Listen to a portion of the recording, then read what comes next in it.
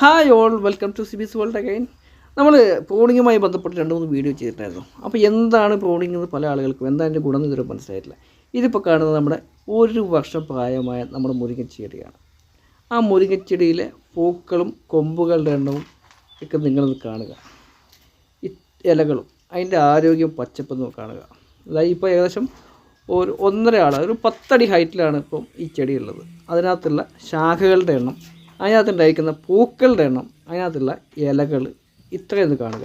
നമ്മുടെ നാട്ടിലെ മുരിങ്ങച്ചെടികൾ ഉണ്ടാവാറുണ്ട്. നട്ട് കഴിഞ്ഞാൽ നേരെ കോല് പോലെ മുകളിലേക്ക് പോകും. ഇനി അതിനിടയ്ക്ക് വല്ല പശു എന്തെങ്കിലും കടിച്ചു കഴിഞ്ഞാൽ അതിങ്ങനെ സൈഡിലേക്ക് പറന്നു വരും.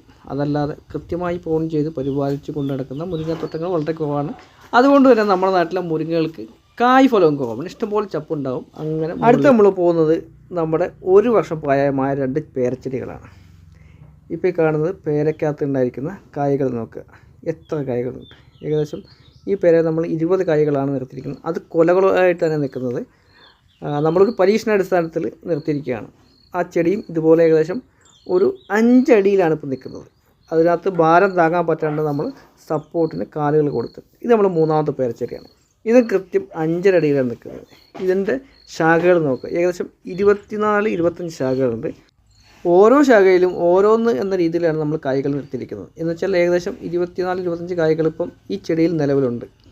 അതെന്ന് വെച്ചാൽ നമ്മൾ 250-300 ഗ്രാം വീതമുള്ള 25 കായ ഉണ്ടെങ്കിൽ 8 കിലോയ്ക്ക് മുകളിലായി.